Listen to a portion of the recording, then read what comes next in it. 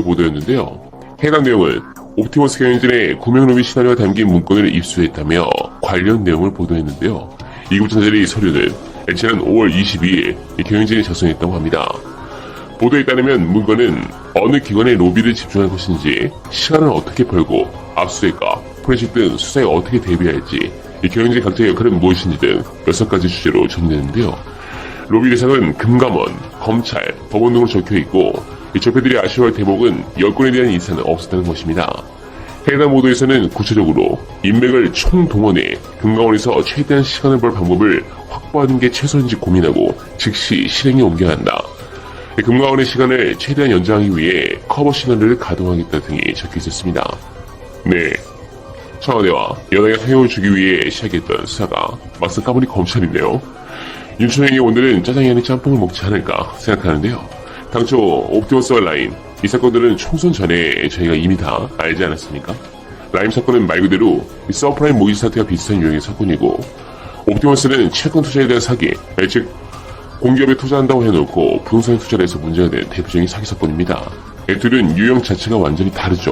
그래도 이 두 사건을 하나로 묶는 이유는 이 부분에 있어서 눈을 감아준 사람이 있을 것이다 라는 그 의심 하나로 여권의 관계자가 한 명은 있겠지라는 생각으로 공정을 하는 것이죠. 현재 JTBC의 보도가 있었지만 받아쓰는 언론이 없습니다. 아마 이 부분은 사실 언론에서 어느 정도 협의 아닌 협의를 했겠죠. 저는 이번 공약에 분명 조선일보가 있다고 확신합니다. 그들은 늘 검찰과 한몸이 된 상황에서 묵혀있던 권력형 비리를 집권 4년차에 폭로하고 다음 정권을 자기 수족으로 만드는 방법을 고민하고 있고, 아마 그 시점을 내년 초로 확정한 뒤 공작을 하고 있을 겁니다. 이번 공격은 조선일보가 아주 공을 들였을 겁니다. 다만 긍정적인 부분은 검찰, 언론이 이렇게 열심히 공작을 하는데 나머지 하나의 축, 네, 바로 야당이 망가진 것이 이 적폐들 입장에서는 아주 큽니다. 현재 국감이 진행되고 있는데 야당의 지지율도 떨어지고 있습니다. 이유는 무엇일까요? 바로 실망감 때문입니다. 솔직히 저는 늘 말씀드리지만 반대 입장에서 생각하는데요. 아니, 지금 공격할 거리가 얼마나 많습니까? 이게 문재인 정부가 잘못했다, 그런 부분이 아니라 민주주의에서는 사실 어떤 정책을 해도 반대하는 세력, 찬성하는 세력이 있습니다. 그 부분을 파고들어서 공격해도 모자란 이 소중한 국감 시간에 야당이 이렇게 신헌법이나 마찬가지 추미애 장관 하나만 공격하니 이게 뭐 되겠습니까? 제가 야당 의원으로 나가서 자료 준비 하나도 안 하고 맨몸으로 나가도 지금 국힘당보단 잘하겠어요.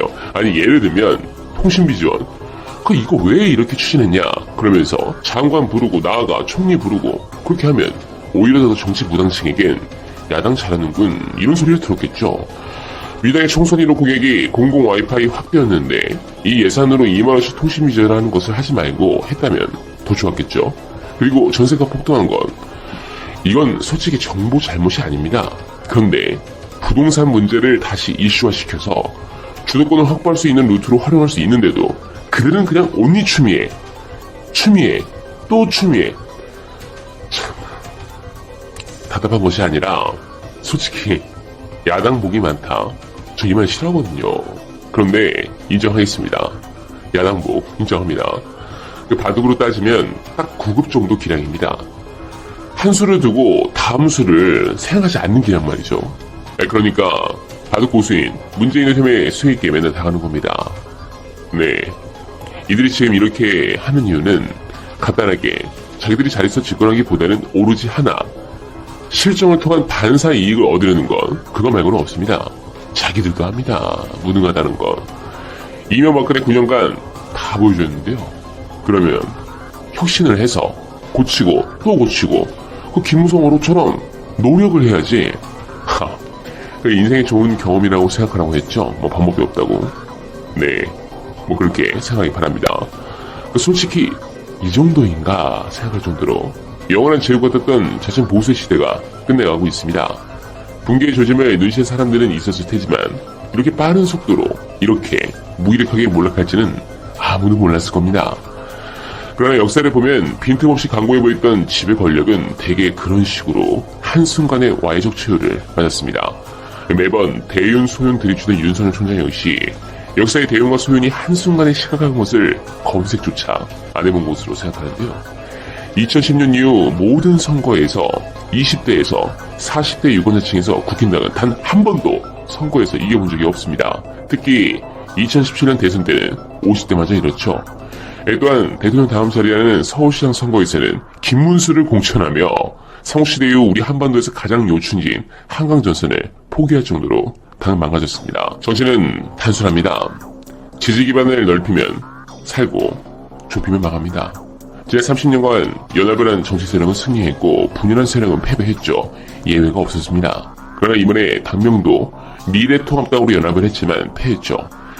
지난 30년간 유지되어온 민자당 대 반민자당, 한나라당 대 반한나라당, 새누리당 대 반새누리당의 보수 우위 시대가 막을 내리고 민주당 대 반민주당의 시대가 열린 것입니다. 즉 한국의 주류가 바뀌고 있다고 생각하는데요. 더 문제는 그들이 아직 김종인 말처럼 위기의식이 없다는 것입니다. 이번에는 다를까요? 쉽지 않아 보입니다. 그러나 저는 적폐 세력이 사라질 것이라 기대하지 않습니다. 시간 지나면 또 나라 팔고 약자 괴롭히고 자신의 이익을 위해서라면 그 어떤 불법도 자행할 자들이 나옵니다. 다만 그들이 당당하게 한자리 차고 떳떳하게 이상한 말 짓거리고 법 위에 군림하며 파렴치한 행동을 보고 싶지 않을 뿐이죠. 그러기 위해서 지금 대한민국 한 개인의 선량한 마음이나 양심에 기대면 안 됩니다. 시스템을 만들어야죠. 문제의 전문을 정말 더디지만 제대로 한 계단씩 쌓아 올리고 있습니다. 수많은 업적이 있지만 그 분수령이 검찰개혁과 언론개혁이 될 것이라 생각합니다. 그래서 정의 없지 않은 이들이 설치지 않는 세상을 우리가 만들어갈 수 있게 바랍니다.